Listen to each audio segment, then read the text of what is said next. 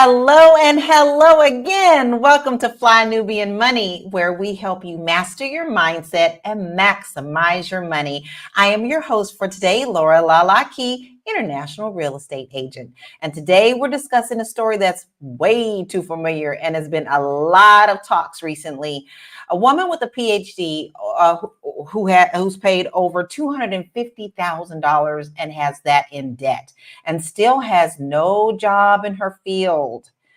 That's pretty frightening, and that's a pretty big bill. So we're going to dig into what went wrong and how education, experience, and finances intersect, and what can we all learn from this situation. But first, I want to introduce my awesome co-queens. We have Marlo Layson, TV and film producer, Athena Gardner, our CPA and wealth coach, Erica Lewis, author of Faith in Transition, and Lindsay Vertner, international mindset coach and speaker.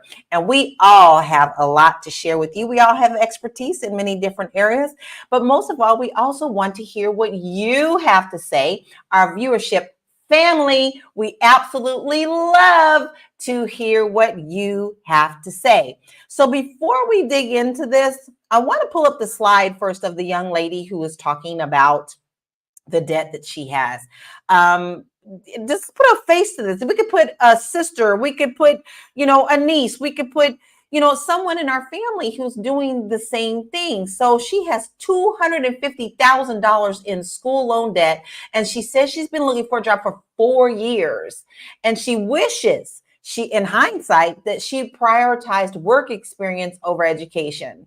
So a millennial with a PhD and more than $250,000 in student debt says she can't find a job. 1. 2, she's looking for business roles while working as a nurse to help pay the bills.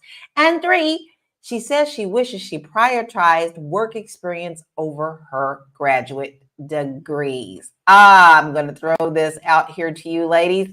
I do have a little bit of student debt, but nowhere near this. So I'm going to throw this question to our queens, because since this is relevant to us, we any one of us could be her, right?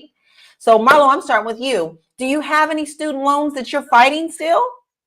I absolutely do not, because I went to community college.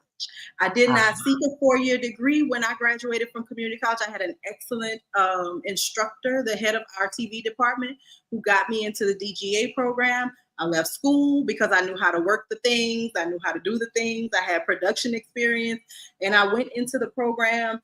I stayed in New York for a while. I worked through that circuit, and then I came back down south with even more experience and more hands-on knowledge. So I definitely got scholarships to even bring down what I had to pay out of pocket for that community college experience.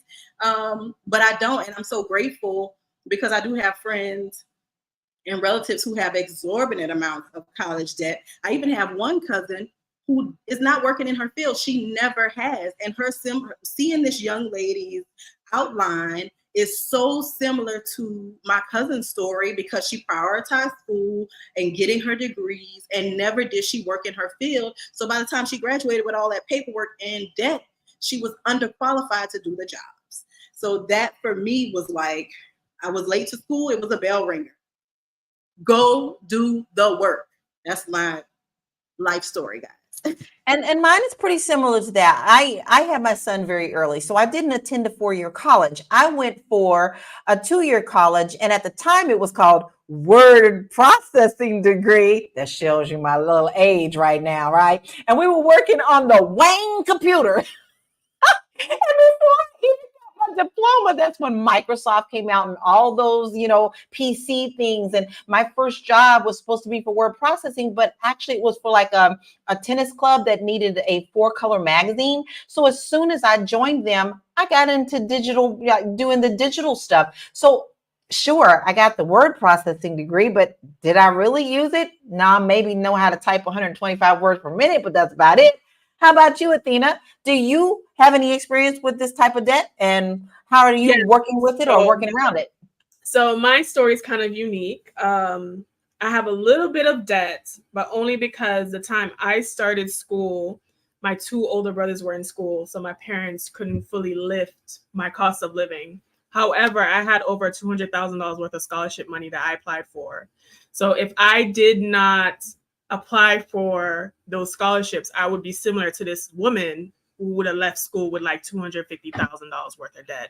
So had I had the same hookup as my brothers, I'd have been fine. So, but it's okay. It's okay. Yeah, but you're dealing with it, right? So far, we've got a little bit and none, right?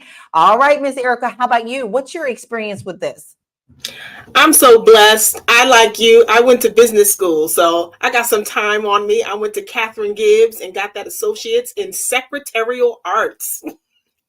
And remember that? Yes.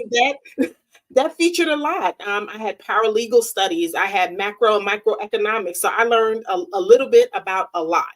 And I got that cute little associate's. And yes, it did cost me about $15,000 for an 18-month program. And I paid that off about 10 years ago. And honestly, I didn't pay it. They garnished my wages. Let's keep it a buck. I had a garnishment because I couldn't afford it. And the government was determined to get their money. So yes, I had my wages garnished, and then they sent me that lovely letter that I had paid my debt to society. And I have wanted to go back for my BA. I wanted to, but that debt has scared me because what a lot of my friends that still have student debt, I mean, I'm 51.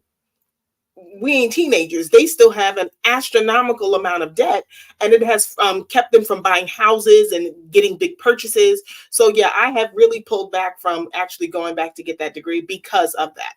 You want to know the number one reason a lot of people can't buy with me real estate? These student loans. So you hit something on the head. They loom for years, and this young lady had $250,000. What about you, Lindsay?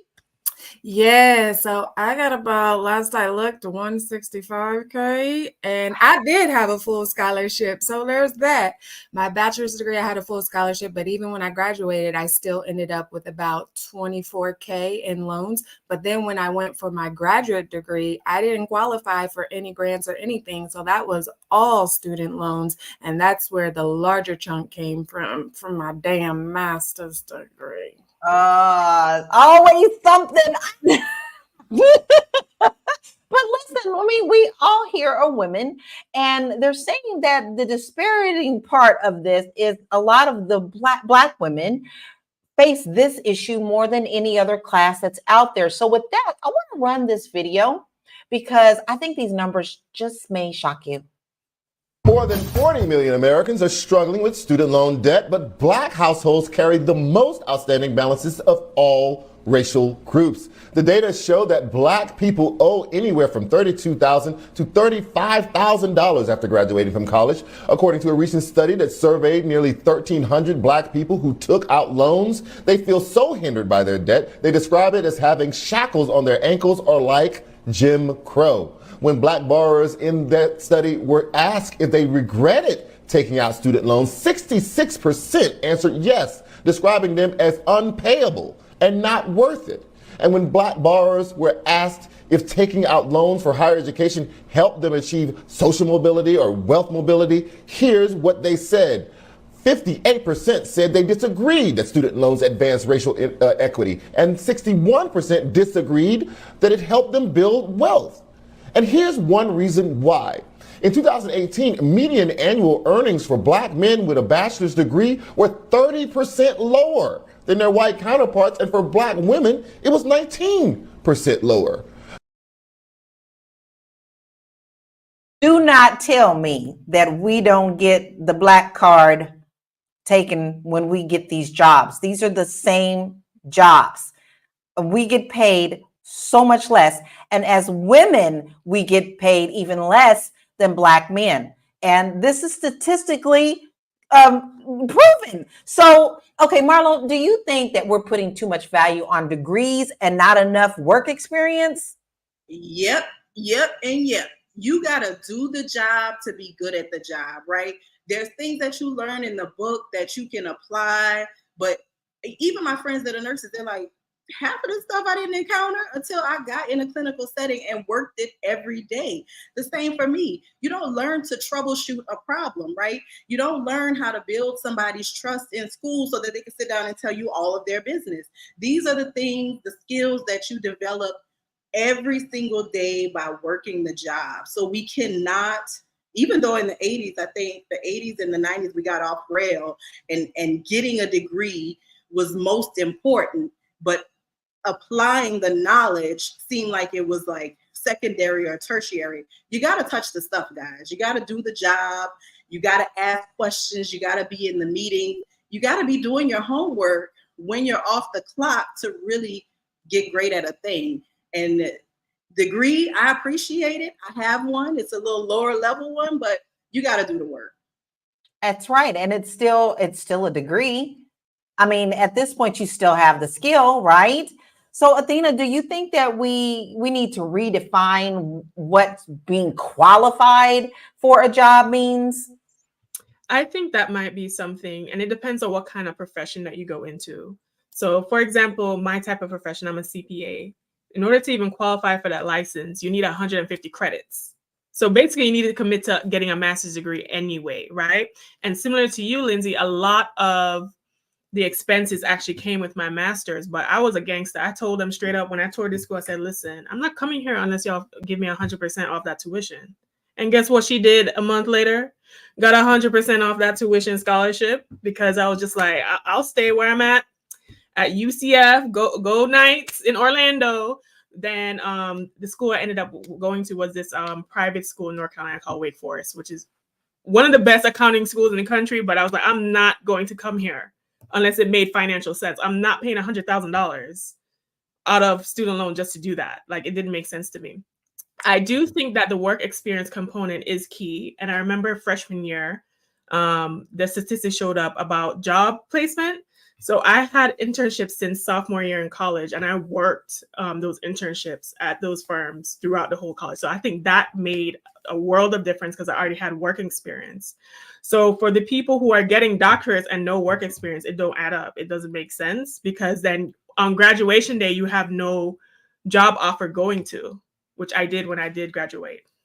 Yeah. And I think we all have some type of experience in this, but we are really going to get pretty much deeper in this. And we're going to talk about a whole lot more on how we can probably help our future generation with this so that they don't get stuck in this trap as well. But we'll be right back after these messages. Hey, if you're just tuning in, you are watching Fly Nubian Money, where we help you master your mindset and maximize your money. I am Tiara Williams. I'm also known as Miss Black Hollywood, and I am the proud producer of this show. So I hope that every day when you join us, you leave a little smarter than you came, because that's the point. Otherwise, why are you watching? So if you want to receive notices for when we go live, Fly Nubian Money goes live every single day. That's Monday through Friday at 1 p.m. to 2 p.m. Eastern Standard Time. So if you don't know, now you know. All you have to do is text the word Queens. That's Queens.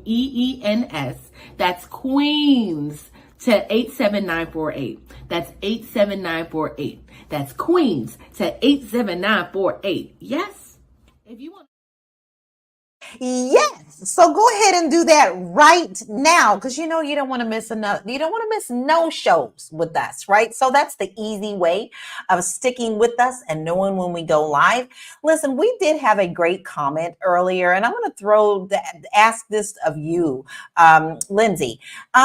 Someone said that we are setting up, this is a predatory trap about giving our 18-year-olds money to go to school and not the same money for a home run business. Do you think that this is something now that is switched? Because in my mindset coming up in 70s and 80s, that's when everybody was like, you got to go to college. You got to go to college. And then now it seems like you can set up businesses at home. So is this a trap for this generation?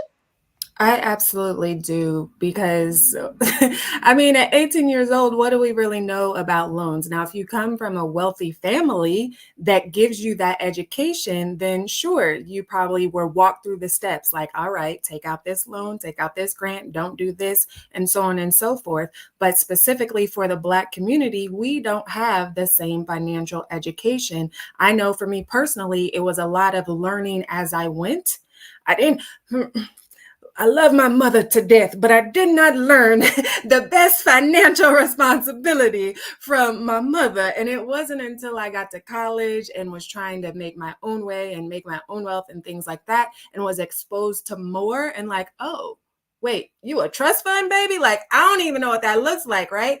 That I was even able to understand, like, wait, there are some financial things that I need to learn so that I can set myself up for success. And most of us don't learn that, yet they give us these loans. So I feel like there's a switch coming, because entrepreneurship and owning a business and all of those things are a lot more prominent, especially with this social media generation, where, you know, now they have schools, business schools, and if you want to do this type of work or this type of work for the high schoolers, which wasn't available whenever I was in high school. So I really love that they are starting to expand it more and actually have financial education classes in high school, because that's where it really starts. You know, that's interesting that you say that, because I want to bring up something before I ask a really valid question, because this is tied in. Google has a wonderful set of classes that you could take, and kids can, I mean, high school kids can take them for $39 a month. Like, you can get all these certificates that really mean something, guys, for these jobs. And these kids are earning these certificates in digital marketing and learning computers and all this stuff before they even go to college, and then have something to help pay through college if they choose to do that way. So, Erica, with programs like this, if you're going to invest hundreds of thousands into education, shouldn't there be a clear financial return? Absolutely. And young people are spending and spending and spending, and they're just out here living their best lives. A good friend of mine just sent her daughter off to college, and she got that check, and she said, oh, there's some left over. I said, well, no, wait, it ain't really left over for that. It's left over for something else. Take that money and put it up. Because I remember when I was in business school, yeah, they got a little bit more than what they were supposed to get. They didn't give that money to me. You know what they told me? Oh, well, you need to take an extra credit. You need to take an extra class because you don't have enough credits. So the school got the money. We didn't get the money. So I got all of the education that I was supposed to get so that I could get a return. Now, the benefit to me is that I actually went for something like really diverse. I learned a little bit. I learned a little bit about a lot. So I have been very fortunate. I have worked in so many different industries because I had core skills. And I think that is what so many people just don't have. They have a great degree for a great industry, but from the time that you get into college, from the time that you graduate, that's 4 years. The industry of what you're looking to get your degree in, so much could change in that span of time, where your degree and what you learned may be obsolete, on top of you still not having the core skills to do the job. I really think everyone should really, regardless of your age, seek out an apprenticeship. Call a company that is focused on your industry, on your degree, and go ahead and ask them, I want to learn. I'm here to work for free. Yes, sometimes you have to invest your time, to invest in yourself, and because what you're going to learn is going to be of value and will double the money that you would normally make if you had just gone ahead, got your degree, graduated, and now you're working out of your career and paying back this astronomical bill. And guess what? You're still not working in the field that you spent all this time to get. So yeah, go ahead and look into an apprenticeship. It will save your life. Listen, that Wayne computer was out the door before I got that diploma in my hand. That thing was about 1,000 pounds, and it was black and white. Next thing you know, I had all this new technology, and I was like, okay, I'm done with college. Now I got to figure this out. Let me tell y'all a funny little side story. The first job that I had, you know, I was so excited. It was like my second day. I was typing all the stuff. Well, what do you eat? I could type 125 words a minute. Then it was time to go to lunch, right? So I accidentally put my chair against the computer. When I got back, I had over 3,000 pages of spaces. They didn't teach me what to do with that. I had to figure that out on my own. So I mean, you know, you have crazy things that happen even anyway. But I want to ask our family who are watching with us, you know, what is your experience? Do you feel like, what is your college degree? And do you feel like it was actually worth it Are you still dealing with student debt? Or are you in a totally different field? Now, listen, Big Mac said the student loan interest rates are crazy right now compared to the past few years. And I have to agree with that.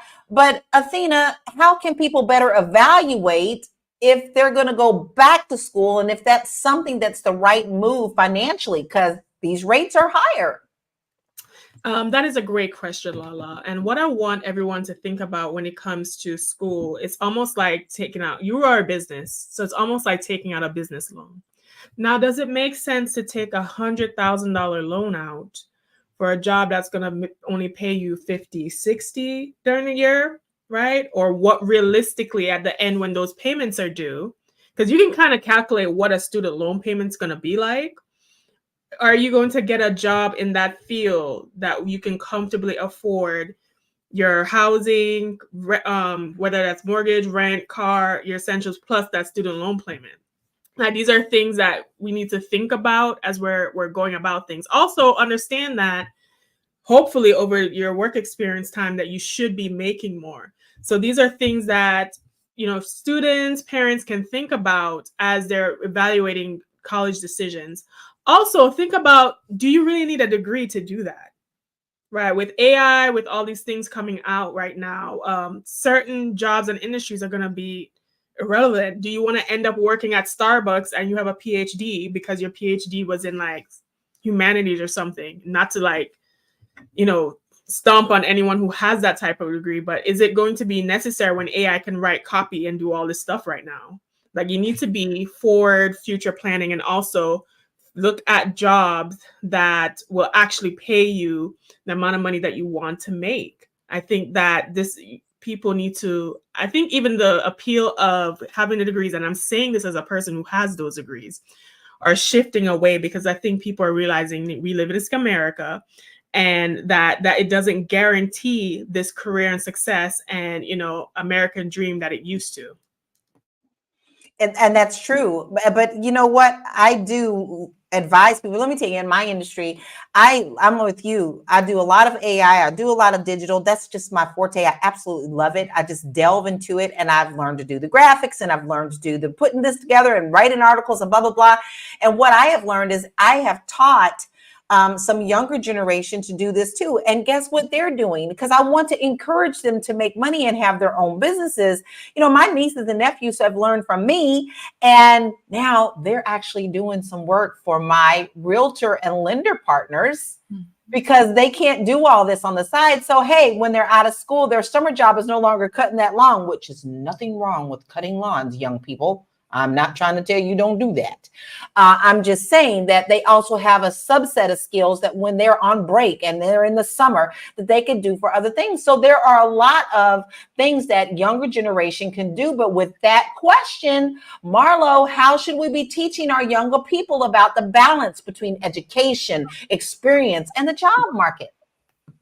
I think you just teach them realistically, right? Like I have a 14-year-old, I tell her all the time, learning is everywhere, right? Everywhere you are learning. And I think that that's the mindset that people have to have in terms of making it and going forward in life. I don't want to make it seem like anything is the end all be all. I think that's how we kind of got here, right? Because we still need plumbers, even if it's somebody there's all these computerized cars, somebody still has to understand what that jargon is. So there is no unvaluable job. There are unvaluable people doing jobs. There are lazy people doing jobs. But as long as people need a service, there's going to be a valuable job. But you have to learn and you have to put the work forward. It's not going to happen overnight. It's not going to happen by accident. But learn something, y'all. Go out there and learn a thing. That's it. Baby, when I looked up what people are making as being a plumber and an AC, and especially since I know about remodeling and a lot of these, hey, who you gonna call on Thanksgiving when you got 50 people in your house and your toilet ain't working? Who do you think is getting paid. Who do you think is getting paid in the summer when the AC goes out and you're living in Florida and you're sweltering and the alligators are at your gate? They make good money. So it's not just a 4-year college. And many of these have apprenticeship programs that these young generations can get into. So I think that we need to stop pushing that a 4-year college is the end all be all. It may not be for everyone, but there is someone that it is for, and they can be very successful. With that, we're still going to continue to dive into what we're talking about today. I am excited that we're talking about it because I feel like we have some solutions for everyone, and our experiences will help others, but we'll be right back after these messages. You want to grow your money and not blow your money, as Constance says, check us out at flynubianmoney.com. There's all kinds of resources, programs, videos, resources. In 2024, there's no reason to be broke when there's information all around us. So get your money right. flynubianmoney.com. Now that was right on time, because if you need some resources to get your money right and your money tight, that's what we do here. We're not just beautiful, pretty faces for you to come and look on every day. We're trying to help you build your wealth. So make sure that you go to flynubianmoney.com. So Lindsay, with all this going on, I want to ask you a question, and then I want to go to a video after this. Do you think schools should be held more accountable for job placement and success rates after they graduate? I do. I do think they should have a little bit more in that area. Like, okay, we're having you at our school. You're paying us to be here. Let us help you find a job in that. But I think we also have to make sure we are taking personal accountability, not only for ourselves, but for our community. That goes back to it takes a village. It doesn't just take a village to raise a child, but it takes a village to even raise adults. Okay, we need each other. Just taking that personal accountability to being motivated and to do the work that we need to do and ensure yourself that you are doing everything possible to get the job you need. I know there was something that Athena said earlier. I don't quite remember what it was, but I was like, yes.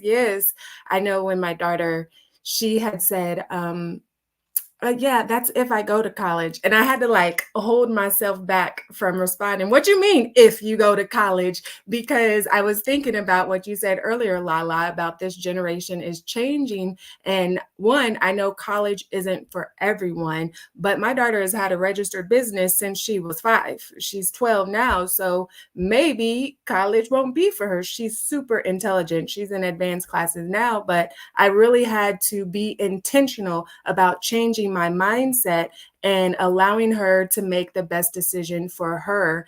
And if that's college, okay, let's figure out the best way to approach that. If it's not college, then okay, let's figure out the best way to approach that to set you up for success as much as possible.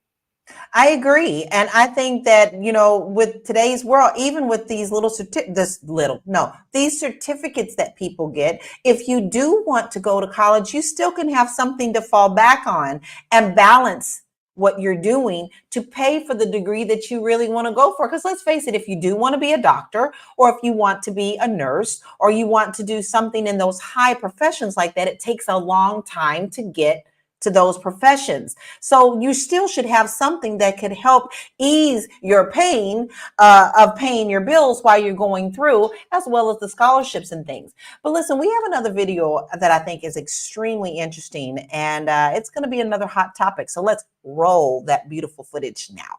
I think that Black women are disproportionately affected by student loan debt because we have to take into consideration the socio-cultural factors that impact our decisions to go to college. Women see college, getting advanced degrees, as an opportunity to, improve their lives, but also the lives of those around them. And so I have a hypothesis here, and I think one key factor is the ego, right? We know that Black women, our credibility tends to be questioned. And therefore, when we're looking at places to go for college, we're thinking about what are those institutions that are going to enhance my credibility so that I'm deemed employable. And sometimes those top universities means going out of state, means going to a private university. And so this is one belief that I have of why women are so disproportionately affected by the student loan debt. I mean, I Mm. Oh, that hurts. That hits right in the heart, doesn't it, Erica? I Do don't you?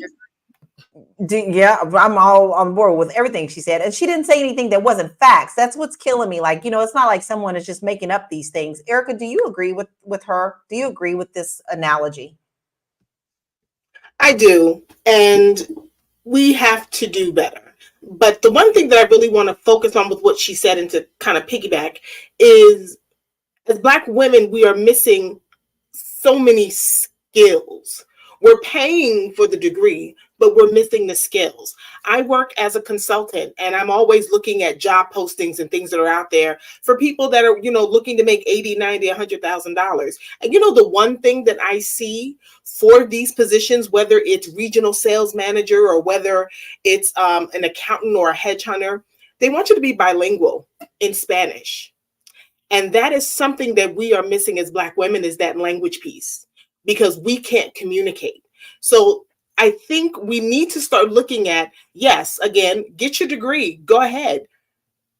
Don't pick a school that's going to give you great bragging rights. There's something a lot closer and a lot less expensive where you can get that same education. If you want that degree with those bragging rights, you know what? They probably offer classes online, or maybe you can go live there for a semester or two or a year and do some classes there and then come back. We have to move strategic. And we also need, again, that language piece is vital. Once we start outlining the goal for the degree, the goal for the purpose of the degree, the goal of the skill, and that skill piece, again, I'm going to beat this like a dead horse. We have to analyze where we're going to place the skill. The skill can't be in the bottom. The skill has to be at the top. What skills do you need for this degree, to operate in this degree, to function in this degree, so this degree can help you pay for this debt that you are incurring in order to get said degree and opportunity for career? So yes, I do agree with her wholeheartedly. We do need to make better decisions in that, because we can't just, it's not about bragging rights. It is about your overall goal and your life. I agree. Lindsay, I think you have something to say about this. So what do you think we're forgetting in these components? We're forgetting about how the covert racism and discrimination that we are still dealing with. So yes, we can say, all right, there are other options outside of college, but for Black women specifically, that already knocks us out of the rankings, because so many times we have had to be better. We got to work 3 times as hard. We got to have 3 times the degrees just to get less than this person who only had to have a high school diploma. So we are forgetting all of that comes with that generational trauma that is still very prevalent in our society and the way things are set up corporately, because for a long time there could only be one of us, and to be that one, you had to be the best of the best of the best of the best, or you wasn't even going to get a chance to be the one person. And if you wanted to knock out that one, then you had to be better than that one. So yeah, we can say, oh, well, don't get a degree, but then society will say, no, Black woman, you need that degree plus that degree plus that degree to even get your foot in the door.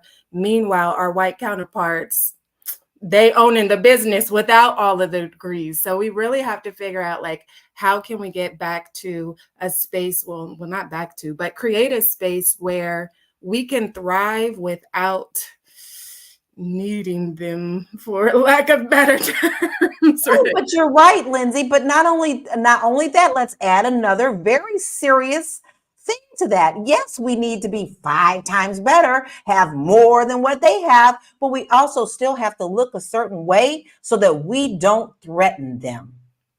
I'm gonna Yes, let and then we get 100% of the work. We get everybody's work. Since we have 85 degrees, we get 300% of the work that's supposed to be done by the CEO and then the president. But you're just the VP. But you have everybody's work because you got the 85 degrees, and we have you here for a reason because you're the only one. We exactly. can't get that. And now you carry the whole race on your back. You better not fail, because now everybody else is depending on you. I mean, this is a very real thing. Now, listen, Big Mac, and I'm gonna throw this to you, Athena, because you and Big Mac like to just, you battle back and forth. So I'm gonna put y'all two together on this one. Big Mac says most Black women go to school for BS degrees. I need to ask you, do you agree with that? And Big Mac, I want to know what you think is a BS degree. Athena. See, Big Mac, every time I feel like we can come together, you say something that brings us apart, honey. You say something that brings us apart. Okay, so this is a unique perspective that I want to provide here, because we're talking about Black women getting all these degrees and the reasons why. I also have another theory. Two theories. One, I think Black women are more likely to seek higher education options to get job and try to get some kind of job security, because there is this thing of not thinking that our men are going to be able to provide for us in that way, right? A lot of our men are in jail, whatever it is, slavery, all this other stuff, right? And we do not have the cushion that other women of other races have to be like, oh, when I grow up, I can be a stay-at-home housewife. I cannot work. I cannot push myself to strive for certain levels of academic accomplishment or whatever in work, because I don't know if there is going to be some man that is going to be able to partner with down the line to help supplement or provide. So that is another reason why Black women are kind of pushed into higher education. The other reason, I think, is that there is this thing that we have to prove, right? Society and things, we have to be certain validations that we have to prove. And we often seek that validation throughout those degrees, because if I have a degree from this institution, it's going to garner some respect. And unfortunately, because I know I got the wake-up call, a lot of us get the wake-up call that no matter what your degree is, it does not wash away your Black skin, and people do not respect you more. In fact, they're just going to pile the work up on you and try to mule your ass. And you have to have your boundaries and your things in place. So that's two reasons. Third, a lot of the men, especially in these manosphere, red pill, whatever spaces, love to say that a Black woman have BS degrees, that our degrees are just in sociology and humanities. My degree is in accounting and finance. Okay, so I am not in that category, but still, are you saying that social workers aren't important and needed? Are you saying that therapists aren't important or needed? Do you see the state of the average person walking around here, mental state in America? So for you to diminish the value of a woman's degree just because we're not doing back-breaking labor, a lot of people walking around as adults have emotional and mental issues. So the degrees just because it doesn't pay as much, or maybe we have to take a loan out, does not mean that we are diminished in value in any kind of way. Furthermore, you cannot tell a Black woman her degree and what she's bringing to the table doesn't matter when you still need what she brings to the table to make things meet. So that's all I got to say about that. And with that, we're getting ready to go to break, because I'm going to need y'all all to digest that. We're going to sip tea, we're going to fan ourselves, and we're going to go get the tambourine. And this is time for that commercial. Fly Nubian Money is now on Spotify. Yes, yes, yes. We are on Spotify. So if you can't watch us, you can listen to us. All you have to do is search Fly Nubian Money and we will appear. All of our episodes. Make sure that you leave a 5-star rating and reviews so other people that come along and are looking for a good show to watch, they'll follow us too. If you are interested in being on Fly Nubian Money, sorry, I don't have any spaces. I'm just playing. If you are interested in being a queen or a king on Fly Nubian Money for the day, please reach out to me. I'm at info@realvirtual.net. That's info@realvirtual.net. Also, if you need help with your business, go ahead and send me an email for that too. Okay. I've said enough. Now back to the show. Everybody get yourself together, because I'm still fanning, because that was, I don't think I can add any more to that. No, I'm so Somebody, guys, and listen, sometimes you got to gather some folks. He got to get gathered. I mean, because just what he can gather, because Athena is correct. Because as black women are the social workers that are actually treating other black women who have gone through this struggle, who are now sitting at the helm of corporations, having to slave again. It's like a never-ending cycle. So yes, what degrees do you deem unnecessary? It's a valid question. I agree with you. Tambourine, please. Tambourine. And then they have to go to therapists to get themselves together too. So let's just say this is not it's charity, because what some of these therapists and social workers get paid for the amount of money they have to take out a loan is public service at this point. We doing this because now the insurance companies don't want to pay. I'm gonna let Lindsay. This is your wheelhouse, love. Do you agree with that? With which part? Because we said a lot. I mean, like the pay. Is the pay for this type of job equal to what you go through emotionally and other ways? Not. So in my therapist times, I was definitely underpaid, and I was putting my own life at risk sometimes. There was at one point in my career where I did mental health therapy for at-risk families, and like dire intervention situations where I'm helping people to either get their kids back or stop the system from getting their kids, or, just the whole thing. And I would go into these homes to help these families, homes that I wouldn't necessarily frequent or step in on a regular basis. I had to go into families where the families were racist, and you calling me a nigga, I'm trying to help. Ooh, can we say that? Sorry. Which you did, because that's what they call us. Save your family. Like, you better get it together. So just that, like, I had so much stress, and I already knew that my clients would be stressful, but then most of my stress came from the admin side. So eventually I resigned because I said, what's not going to happen is I got to put myself first, Lucius. Exactly. I had to prioritize my own mental health and say, you know what, I'm going to step away from this role here and I'm going to go in a different direction. So, well, you know what's interesting? The thing that I really wanted to get into, especially since I was a kid, I wanted to do forensic science for children. Me too. Yeah. And let me tell you what, Erica, when I first started those classes after I got my word processing degree and got a job, right? The first class where I had to deal with children being abused, I had to step back because I came home just off of reading the cases, couldn't sleep, in tears. You're talking to a chick who can't watch Wild Kingdom. Mutual of Omaha, Wild Kingdom had me in tears every week. So when you throw in the human element, I knew that couldn't be for me because I would bring that home every day. So I understand what you're saying, Lindsay. You're walking into situations where this is more than just a job. This is a human element. Now, listen, I want to swing us back a little bit because we got a little bit away from the topic, which I still think what we just touched on was extremely valid. But Mackie says we shouldn't give up on college or higher education because of the potential to acquire debt. We must employ strategies to avoid debt, like attending community college or joining ROTC to pay for college. Marlo, do you have anything to add to that statement? I think he's absolutely right. I think the best thing that the Obama administration did, but doesn't get a lot of credit for, is expanding access to trade schools and making those Pell Grants and things like that apply to trade schools, community colleges, putting money into community colleges that were on the brink of having to close their doors. And the amount of community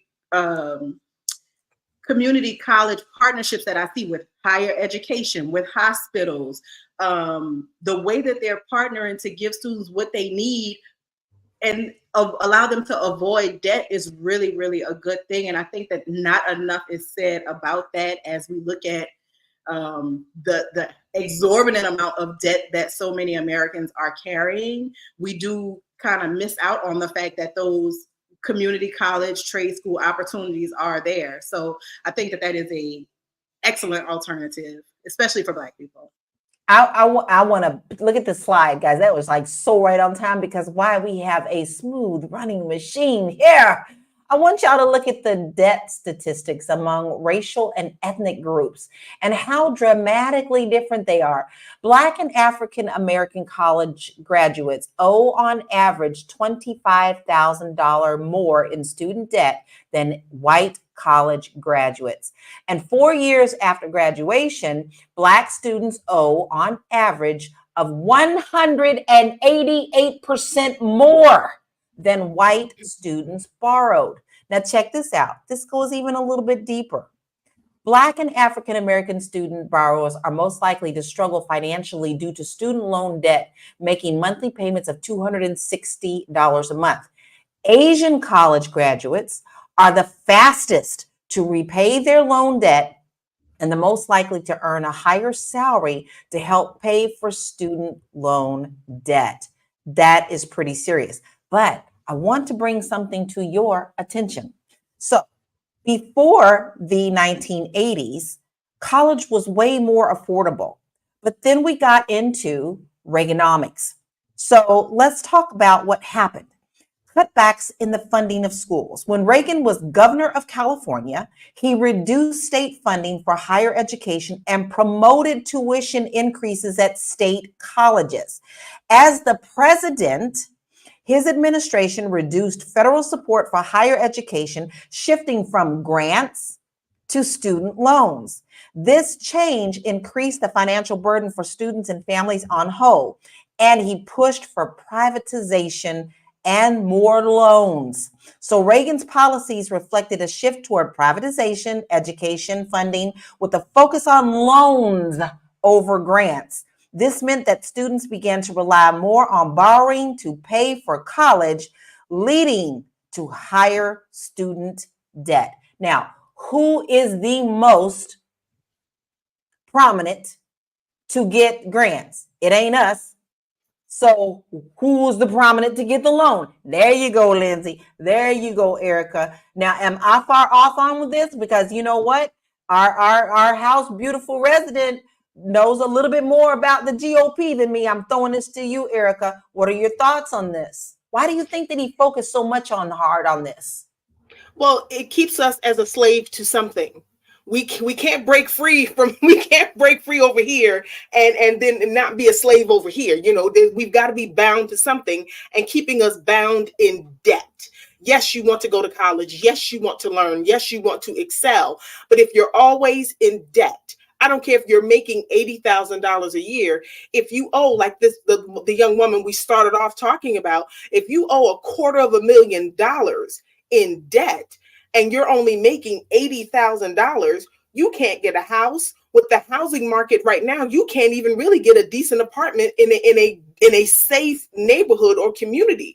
You know, you can't save. You can't take trips. You can't have a full life experience because you're wrapped up in college debt. It was a means, in my opinion, a means of keeping us enslaved yet again in something, and that something is debt.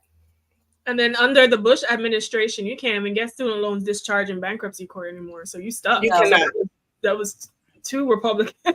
And that goes right back to that covert racism that I was mentioning earlier, because that's what it looks like. It's the passive, hidden, evasive racism that is just weaved throughout all of our systems to help keep us enslaved to them. And I don't know how we are going to get out of that, because that is what's holding us back with the redlining for purchasing houses. I'm sure, Lala, you know all about that, moving the tape. They're always moving the goalposts when it comes to the requirements that we need as Black people. And then when we do start to build up Oklahoma, they burn us down and make us have to start all over again, or they steal our resources, or steal our land, or steal our wealth, and then they want to call us lazy.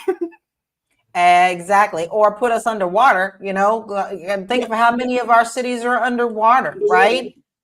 So Doc Me Chain says Reagan kicked us in us early generation X students in the teeth. We cannot ignore the fact that our government has put their foot into this so that more people who are corporate earn more money and therefore puts us once again in the disparaging area of all costs and all everything. And we're even seeing it in the housing, guys. More corporate people are buying houses. So I have driven through neighborhoods. I kid you not, it blew my mind the first time I did it. It was down in Florida. Went to go see a brand new neighborhood, still building the houses. I mean, gorgeous houses, super cute. And I was like, oh, I wonder how much these cost. And then I found that it was a whole community of just rentals. You got to do everything. You got to cut the yard. You got to pay the bills. You don't do if something breaks, you got to fix it. You get everything but the equity that belongs to you. But we're talking about disparity. You tell I'm getting upset. Let's roll that beautiful bean footage so we can see and talk about that next. You ready? Here we go. So, Audrey, what is going on here? Why is it that Black people suffer under more or disproportionate amount of debt than anybody else? Well, it really centers around the wealth gap, and we know that Black median wealth is about $17,000 compared to white median wealth, which is about $170,000. And so a lot of families, when they're sending their kids off to college, they draw down from the equity of their home, they take out savings, and much of that that savings that white families have, Black people could not earn or accumulate because of historic discrimination, going all the way back to slavery, Jim Crow racism, and then housing discrimination, and then, as was mentioned, job discrimination, wage differences. And so Black people just have less wealth, less discretionary income when it comes to paying for college, and so we have to take out more loans. And most student borrowers are low to negative net worth. And Black people are disproportionately in that category. And so we almost have to take out loans if we want to participate in a knowledge economy. It's almost a necessity. That bothers me. It bothers me to my core. It's always bothered me. Why do we get less when others always get more? Athena, what is your take on that? What do we do to battle this? That is a great question. I think that what we need to do as a community is really evaluate what is necessary to take us to move forward. Clearly, nobody's trying to help us, right? And that's why when we have always talked about reparations, I've always included on the ticket needs to be all student loans need to be diminished, and at least community college or state school should be free as far as reparations for us is concerned, because this has been an issue that has held us back so much. I do also want to put out there, because we have talked a lot about whether or not school is worth it, trade schools, and I would implore everyone to explore their options. But I do not want anyone to feel like college is out of reach if that is something that you desire. So I do have resources, right? So if you're parents and you have young kids, you can have college 529 plans that will help you put a little bit away to help them pay for college costs. And then if they don't end up going to school, you can repurpose it for other things. Most states offer a state tuition plan or program that if you pay monthly, that the time that your child goes to school, it will cover tuition. My cousin has one of those, so that's another thing. When I was in school, I went to a very competitive high school. It was number 3 at the time I was there in the US. We have AP and IB classes, and I graduated with like 50 college credits. So if you are a parent and you want to cut down on some of that cost, trying to get your kid in a school that has AP or IB programs and have them take those courses. And I also think that instead of going directly into a state university, you can do what some of my friends did. They did the community college, and most community colleges have relationships with the bigger schools that you are a feeder program into that school. I don't want anyone to think that if you still desire college, that it is impossible for you. I was an immigrant. My parents, we started with nothing. We came with 2 suitcases, right? All of us kids had some form of scholarship. Obviously, I had the most because I'm crazy. But all of us had scholarships because our parents told us we're all close in age. All of us have to go. We have to figure out, we have to do the best that we can. I ended up with over $200,000 in scholarship. You just have to be very vigilant from middle school to high school to research what scholarship options are available for you and what you want, and you can make it happen. You could totally make it happen. There's so many If I options. can piggyback off of that, And Sure. to all of the parents that Athena was talking to, don't wait until junior and senior year to start doing these things. When your baby gets into high school, it's an understanding. They're going to do 4 years of high school. So freshman year, this is when you need to start having those conversations. Even in entering into the 8th grade, you know high school is coming. You need to start having these conversations and looking at the options that will be afforded to you or that you can make happen to you. $200,000 in scholarships, says, let's roll out the red carpet. There was some planning involved there. So you have to start planning, and you have to start doing it 8th and 9th grade. Don't wait until junior and senior year, because guess what? Our counterparts, they've been thinking about this since their kids were in the 5th grade, or even, I'll do you better, when those kids were born. I worked in a bank many years ago. I'm dating myself. Remember Fleet Bank? I worked for Fleet Bank. The first time I heard about 529, I was like, what's that? I'd never heard of it. That's not a conversation that they tell us anything about. But we also have to realize that they didn't want us to learn how to read and write either. So they're not going to make us getting additional education that much easier for us. So we have to do the work and do the planning ahead of time. I totally I live agree. in the state of Florida, and I know our governor is crazy. However, what I can commend him for is that he did institute that financial education to be put in schools, because he realized that we lacked a lot of financial literacy. So that is one thing I can give him for the state of Florida, that making financial literacy a priority. But don't you ever depend on somebody else to do that. I come from a generation where you didn't talk about money in your household. What goes on in this house, stay in this house. And you did not understand what it was to help run that household. It was either we ain't got it, or maybe we could have ice cream this day. I think where we need to stop is the fact that we need to stop hiding these things with our children. And it doesn't mean they have to take on the whole wide world to know that, well, we got to pay the mortgage today. No, but you can help give them an allowance and help them understand budgeting that allowance. If they run out of their allowance on Wednesday, you ain't getting no more till Saturday. So you need to know how to balance. These are things that we have to learn to do as community for our own community and our own children early, to teach them how important balancing money is and skills. Give them something to do. Okay, give them something to do, even if it's just washing the little dishes. It's something that we have to do in our households. But saying that, listen, I want to let you know that if you're an entrepreneur, and we have so many people that are here, we all are here, right here, all of us. If you're looking to get your brand noticed, advertise with us on Fly Nubian Money. We go live 5 days a week, Monday through Friday, 1 p.m. on a lot of pages with distributions to millions of subscribers. Now, our audience is very engaged, as you could tell, because we go back and forth. Big Mac, we love you. We love you.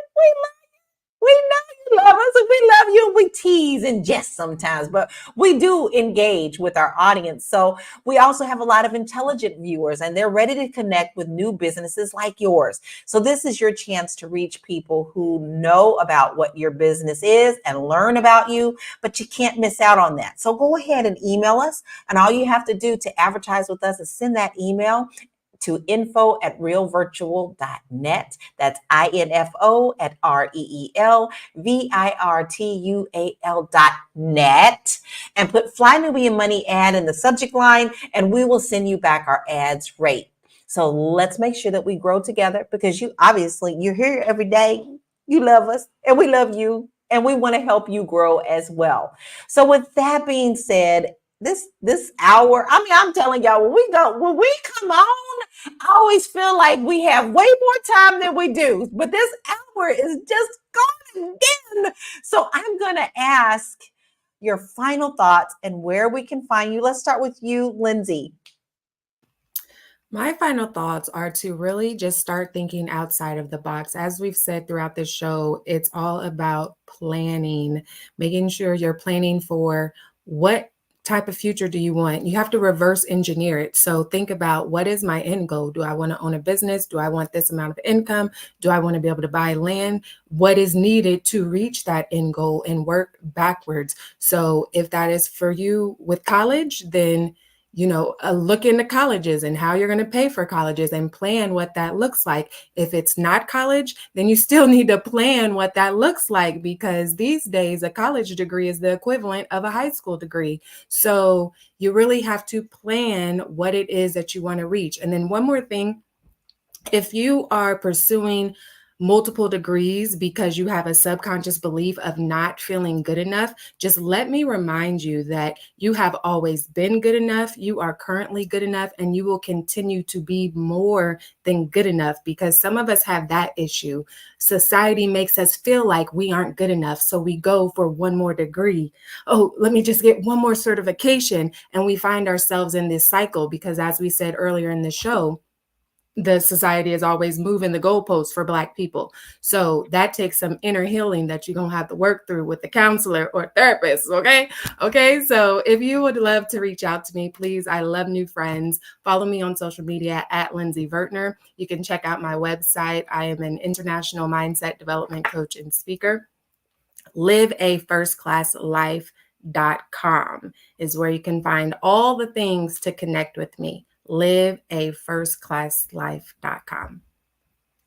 All the things. So make sure that you hit that website. You heard her. Go on and do it right now, because you got your personal assistant right here. Don't forget, you need to go on and text Queens to that number now so you don't miss anything. Also, Athena, what are your final thoughts and where can we find you? All right, so my final thoughts is this, that we should have an abundant mindset, but we should also be thinking about what is the best way for us to get what we want. I do want to address Naomi's comment, how can one repurpose a 529 college saving fund? You can repurpose it by changing the beneficiary. So if the child does not use it, you can change it to another family member tax-free, and that person can go to school. You can change it for you if you decide that you want to go to school. You can use it for other types of education. So K-12, private school, trades, grad school, whatever. You can leave that money for future generations. So if any of the grandkids or anyone down the line wants to go, or you can withdraw the funds, but the funds will have a penalty. Also, under the Secure Act 2.0, starting in 2024, if your child does not use that 529 plan, you can roll it over into a Roth IRA for them, so you can help jumpstart their retirement. So that is another thing that you can do. My name is Athena Gardner. I am a CPA and founder of We Wealth Women.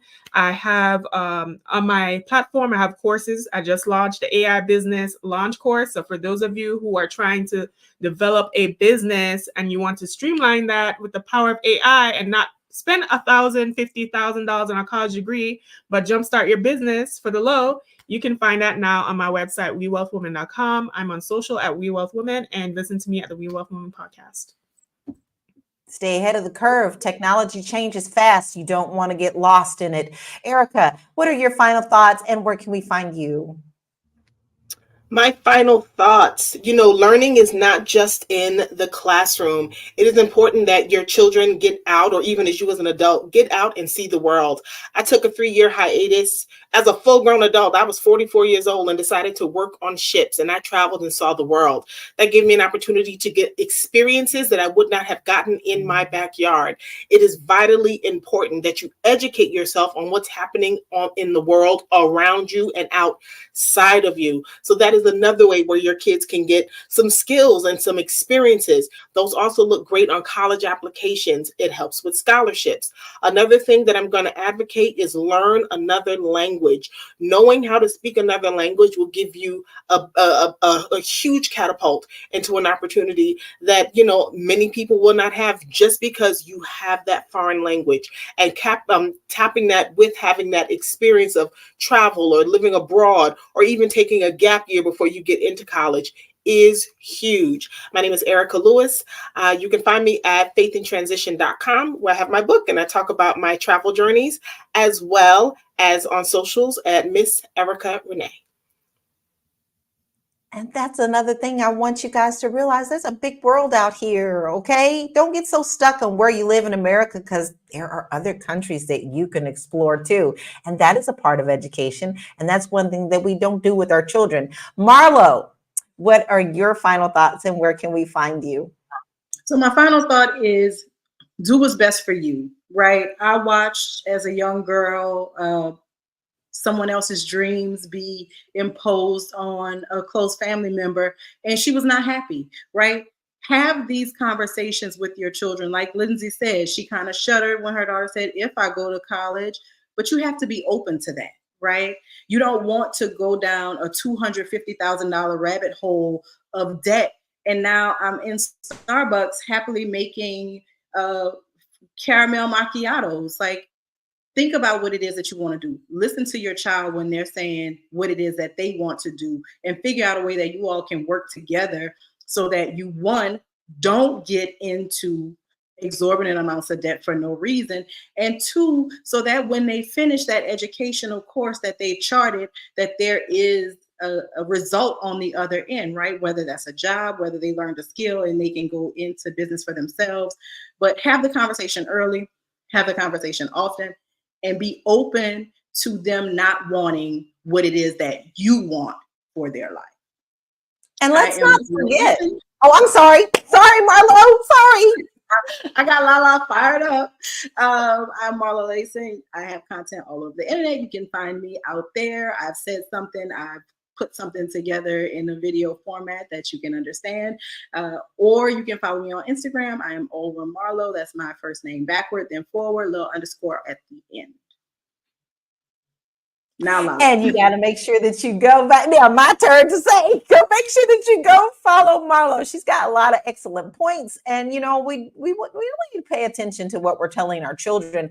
And here's my final thoughts. There is absolutely nothing wrong with McDonald's or Burger King as long as you understand that you don't have to be the one behind the counter. You can also own it. There are many opportunities, Subway, many other, franchising is also good too. So listen, college is not for everybody, and we shouldn't force our children to do something that they may not want to do. We should also be responsible parents and understanding what it is that lights their fire. And when we find out what that is, to help encourage them to follow that life journey, because that's what we're here for. We're here to follow our life journey and our life purpose. So let's not get so caught up with wanting them to do what society wants them to do instead of what they're here to do and to thrive at. And you can find me and all of the things. I have free resources and all of my social media content at this link here, bit.ly/Laura Key Info. It's been such a great show. Big Mac, I hope that you understand that we still love you. Don't worry, we got you. And come on back tomorrow, because you know we're going to love on you some more. But we also want to say thank you to everyone else who has been here with us. We have a lot of people who are here that are here every day. You know what? You could be somewhere else, but we appreciate and do not take it for granted that you are actually here with us today. So with that being said, I want to bring your attention to this. This story shows us all that financial decisions in education need to be aligned with the future you want to build. It's not just about learning. It's about making sure every choice supports your financial and personal goals. So stay smart, stay flexible, and always keep an eye on the bigger picture. And if you want to get your money right and your money tight, you want to make sure that you hit us up on our website at flynubianmoney.com. And then don't miss a show by texting the word Queens, QUEENS, to 87948. We will see you tomorrow. This has been an absolutely wonderful conversation. We hope that you learned something, and we hope that we helped uplift you in your thoughts as well. See you tomorrow at 1 p.m. Peace out.